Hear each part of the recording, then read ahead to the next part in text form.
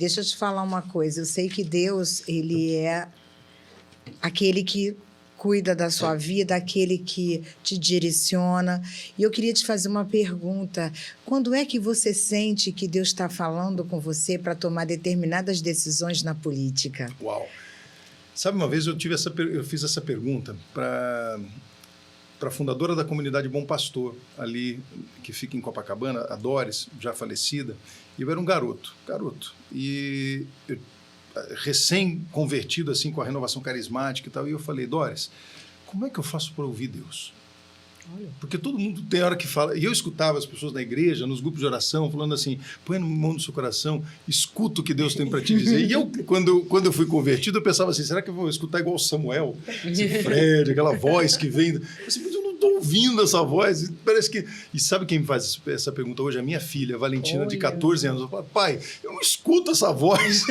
E ela tem as mesmas dúvidas, né, do adolescente e tal, que eu tinha. E aí eu falei a mesma coisa para ela, acho que não colou ainda não.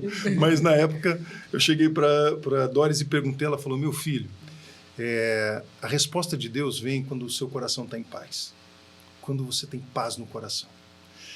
Por quê? Porque Deus fala, e falou isso para Elias, né, que não era através da tempestade, do trovão, que era a brisa suave. E brisa suave é quando o coração está tranquilo. Então, hoje, na política, eu uso a mesma tática. Quando o meu coração está... quando eu não estou tranquilo diante de um projeto, quando eu não estou tranquilo diante de uma decisão, a primeira coisa que eu faço é reunir o meu time, porque eu não tomo decisão sozinho.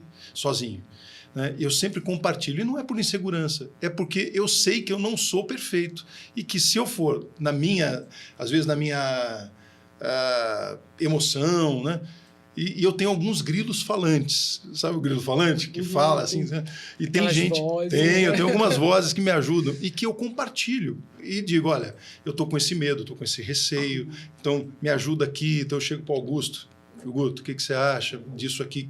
Como é que você acha que pode ser? A opinião dele pode ser diferente da minha, aí eu pergunto para mais 2, mais 3, e para minha companheira, para o Fernando, para o cara... Enfim, a gente começa a partilhar e daquilo tudo... aquilo vai me dando uma certa... E eu entendo, e eu acredito de verdade que isso é instrumento de Deus na minha vida. É a inspiração do Espírito através das pessoas, que são anjos na minha vida prática, né? E que vão ajudando a gente a ter essa calma. E no final da história é inacreditável. A paz chega. E quando eu não estou em paz, assim, a coisa está muito nebulosa, não toma decisão. Não está na hora ainda de tomar aquela decisão, porque não é a hora. Eu não escuto Deus ali. Agora, quando eu estou na paz... eu sinto que a respiração voltou, a situação está controlada. Pode até ser muito difícil tomar aquela decisão, mas se o meu coração está em paz, para mim fica muito evidente que o caminho a seguir. Né? Então, é assim que eu escuto Deus. E quando Deus fala, Ele garante, né? Não tenho dúvida. E tem dado certo, sabe? Isso aí. Tem dado certo. Por falar nesses desafios, né, nesses grandes desafios, em algum momento você pensou em desistir, Fred? Muitos. Nossa, mãe, muitos. Porque assim, eu sempre acho que eu tenho muito mais do que eu mereço, muito mais. Assim, Deus me colocou num lugar que eu falo, cara, eu falo assim, como é que tu me colocou para fazer o que eu estou fazendo? Logo eu, né? Tão pecador, assim, tão falho em muitas coisas e tal. Então, muitas vezes eu choro sozinho, muitas vezes eu vejo que eu não estou conseguindo caminhar, em algumas situações práticas, por exemplo, minha filha ficou doente ano passado, passou por um desafio enorme, eu fiquei com ela 103 dias internado, e ela internada, e eu ficava assim, puxa, como é que eu vou conseguir fazer isso e conciliar com a agenda da banda, conciliar com a política?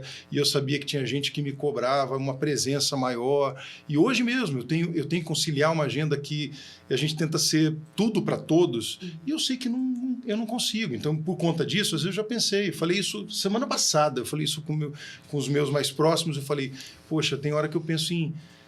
Sabe, não estou dando conta de fazer o que eu gostaria de fazer.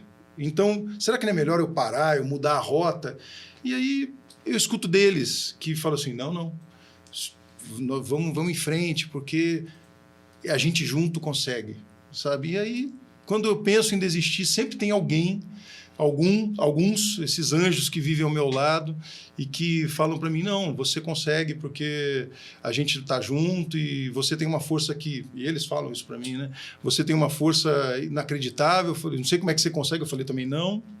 Então, Deus faz isso por mim. Então, mesmo quando eu penso em desistir, eu sempre enxergo um propósito que é o trabalho que a gente desenvolve na banda, que é o propósito maior é minha filha, que... É isso. Conseguiu. É isso aí. Que tem sido por ela e pelas pessoas com quem a gente tem mudado a vida. Eu acho que isso tem que ser o meu motivador maior mesmo. Quando a gente está com essas dificuldades, Deus põe anjos na nossa vida, né? Põe isso. Para nos apoiar e nos levar e nos guiar para o caminho, né, dele. Né? O dia que eu fui lá no evento que você fez lá na LED, nós fomos. Né? E aí teve a senhora que estava coordenando, ela falou assim, vou falar com você uma coisa, essa é uma equipe que mais ora, são pessoas assim, de muita fé, muita oração, né? Em tudo que faz. Então, como é que é colocar Deus acima de tudo na prática pública? Poxa vida, eu não saberia fazer de outra forma, porque sabe que uma coisa quando a gente estava fazendo campanha, a minha turma próxima até brigava comigo. Eu fazia uma oração que eles ficavam, não pede isso não, Fred, não pede isso não. Eu falava assim para ele, num dia juntos, eu falei assim, Senhor, se não for para eu fazer o bem, então faz o pessoal que vai votar em mim esquecer meu número. Eles queriam me matar. Um deles olhou para mim, não pede isso não, Jesus, pelo amor de Deus, você tá maluco? Eu falei, mas olha só, vocês não estão entendendo. Se não for para eu fazer o bem aonde eu estou, eu não quero ir. Aí tem uma música que eu nem sei tocar ela, mas só tem um trecho que não é minha música, essa música é do Juninho Casimiro, e que fala assim, se não for assim, não me deixe ir. Como é que é? Dou a mão para ti, fecho os olhos e confio em ti. Se não for assim, não me deixe ir. Não é isso? Uma mão para ti. Canta um pedaço. Leva-me, Senhor. Leva-me, Senhor. Isso, do Juninho. E essa frase ficava muito na minha cabeça o tempo inteiro. Se não for assim, não me deixa ir. Então, eu acho que colocar Deus acima de tudo é isso. E é ter uma confiança que eu tenho de verdade em dizer o seguinte, Senhor, olha só. Isso é um combinado que eu tenho com ele, de verdade. E, por exemplo, nas próximas eleições, eu sei que a gente vai disputar e tal. Para mim, eu não tenho dúvida nenhuma, de que se eu não ganhar é porque não era para ser. Nenhuma, absoluto. É porque alguma coisa ia acontecer para eu dizer o seguinte, olha, você não vai fazer o bem, você vai fazer alguma coisa errada, você vai se perder. E essa confiança eu tenho, porque eu falo para Deus, Senhor, eu quero fazer o melhor que eu posso com o que eu tenho, com gente do bem e para honrar a minha família, honrar minha filha, e eu quero sair desse momento da minha vida, quando o Senhor quiser, com a minha filha tendo orgulho de mim.